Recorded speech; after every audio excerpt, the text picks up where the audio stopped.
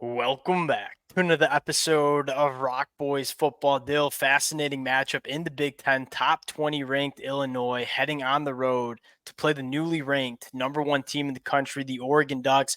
This is a fun matchup to look at because you look at Oregon. This is a very good football team. They're the number one team in the country. I certainly agree with that ranking. There's a lot of flash. There's a lot of names that you kind of know nationally.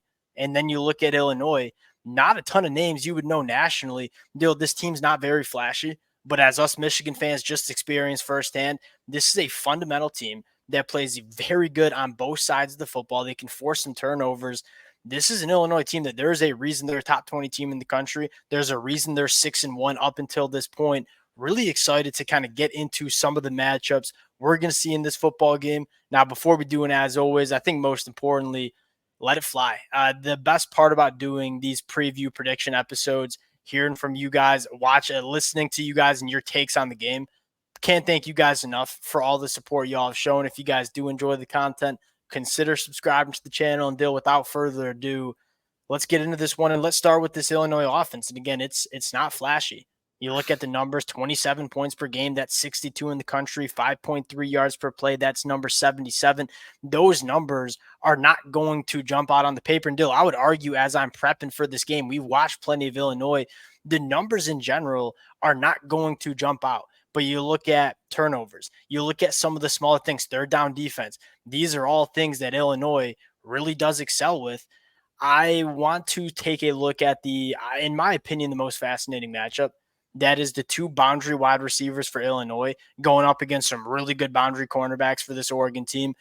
It's no secret where this Illinois passing attack goes through. You look at the target share and say Pat Bryant, 41 targets, Zachary Franklin, 49 targets. The next most targeted pass catcher for Illinois is the tight end with only 15 targets.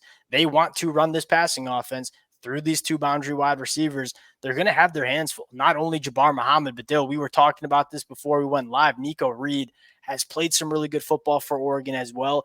That's going to be a very exciting matchup in this football game on Saturday. And I'm just going to be looking for how Tosh Lupoi and Dan Lanning kind of play it, because you go to that Ohio State game. I mean, Will Howard's completion percentage was ultra high. They were giving him a fair amount of access to the stuff underneath, and they were putting a lid on that deep offense, I should say, and not giving them any big plays. So again, that's a good thing. But I do wonder if Ohio State or Oregon's going to try to challenge this Illinois team a little bit more underneath, because frankly, that's what Illinois has done. I mean, they're not going down the field that much. Like, they can kind of get down the field at times, but they're not wildly explosive. But Luke Altmaier is playing really good. He's on rhythm. He's on time. And those wide receivers are getting open underneath and making plays. So I kind of wonder if Oregon's going to challenge them just a little bit more and try to again, just be more smothering than maybe they were against Ohio State. What you're describing, and I thought you saw that against Purdue, by the way, what you're describing is kind of what you see in the numbers. They'll give you the completions. Like, it's not a top 20 secondary in terms of completion percentage given up to opposing quarterbacks, but what it is top 20 in is yards per pass. Like, they're not going to give you the explosive play, but I'm kind of with you. Like, I think there's an element where, hey, can we expect and ask a little bit more from these boundary cornerbacks for Oregon? Allow your safeties to maybe come downhill a little bit more. Look, Jabbar Muhammad, I think you can leave him on an island about just about any wide receiver in the country. And Nico Reed, as much as maybe there's been some like negativity around Nico Reed on the other side, I think the dude's played very, very good football. And I think some of that negativity goes to maybe want to see some of the young cats play a little bit more, some of the transfer portal additions. But at the end of the day, like, Nico Reed's been really good for Oregon. That's going to be a fascinating match. But I think secondly, Dill, and why I would kind of argue for Oregon to squeeze down a little bit more is I think this Oregon pass rush has been elite, and it's going up against an offensive line that's given up sacks on 11% of dropbacks. You look at this Oregon pass rush, this is the difference between Oregon in 2023 and Oregon in 2024. I'm going to read you some numbers, and these numbers are absolutely ludicrous. I mean, Derek Carman, 26 quarterback hurries through the first 7 games of the season. He has a 17% pass rush win rate. Mateo Yu and Tatum are coming on, especially Mateo Yu, over the last couple of weeks. This is an Illinois pass pro that it's not been bad. They've gone up against some really good pass rushes. They're going up against one of the better pass rushes they've seen this season in Oregon. If you can have your cornerbacks kind of squeeze down and don't give some of that short intermediate stuff up. And you're challenging two things. One, Luke Altmaier pushing the ball down the field. I think more importantly, you're challenging this Illinois offensive line to hold up in pass protection. I'm really excited to see if this Oregon pass rush can kind of continue the dominance we've seen over the last couple of weeks. And I think in terms of beating the Illinois offensive line, I certainly expect them to do a good job with that. Again, you kind of talked. Derek Harmon's playing like a man possessed. Monster. The young defensive ends are starting to come alive. But I think the tough part about dealing with Altmaier and what's made him so special and so much better this year is he's done an excellent job at not letting chaos kind of erupt in the backfield. Like he's taking off much more quick. He's making plays happen. He's getting out. Like he's just running more. He is super crafty getting outside the pot. I think that's what you're kind of going at.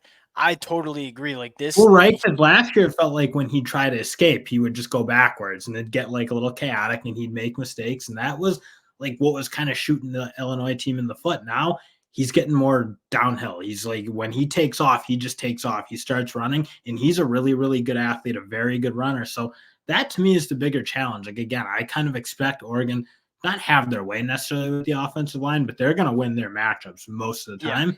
It's going to be about dealing with Luke Altmaier and what he's been doing as a playmaker, because that to me is what's kind of separated him. He's always been a pretty good thrower from inside the pocket, especially working the shorter intermediate part of the field.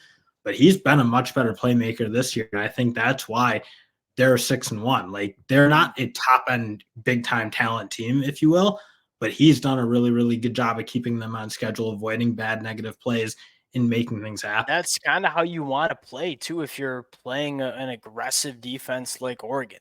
I think the last thing I would note here, Illinois struggled to run the football, 3.7 yards per carry. Like we're used to seeing Illinois run the football really well, only 3.7 yards per carry. That's 91st in the country. Dill, I think an underrated storyline for Oregon. You mentioned the young edge rushers getting after the passer. They've been really who leads the team in run stops. You want to take a guess who the top two are? I'm just going to tell you right now. Tatum leads it with 12. Mateo's number 2 with 9. I mean, you're having these young edge rushers not only rush the passer really well, but setting edges, getting off blocks, being active in the run game. That's something you don't always talk about with edge rushers. These young cats are doing an extremely good job of being present in the run game, along with guys like Brandon Johnson at that nickelback spot. If you're Oregon, you try to stop the run on first and second down. This is an Illinois team that wants to be balanced and then get after it on third and long. That's kind of the recipe we've seen for Oregon all season.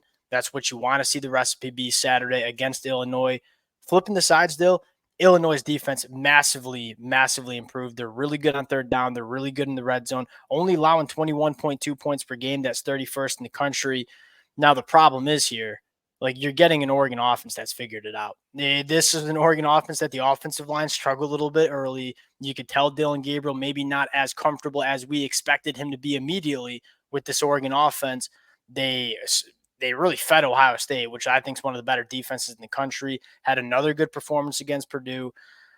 Dill, I think what makes this Oregon team so special is kind of what we talked about last year with this offense. They're so balanced, and there's so many ways they can attack an opposing defense where to start the season, it felt like it was a little bit one-dimensional with Tez Johnson. Like it felt like the only success they were having was when they were going after Tez Johnson. You fast forward to where this Oregon offense is now. Jordan James in that offensive line. They're getting it going in the run game. I would like to see a little bit more Jay Harris sprinkled in. But I think most importantly, we've talked about it a lot, Evan Stewart being that deeper third presence.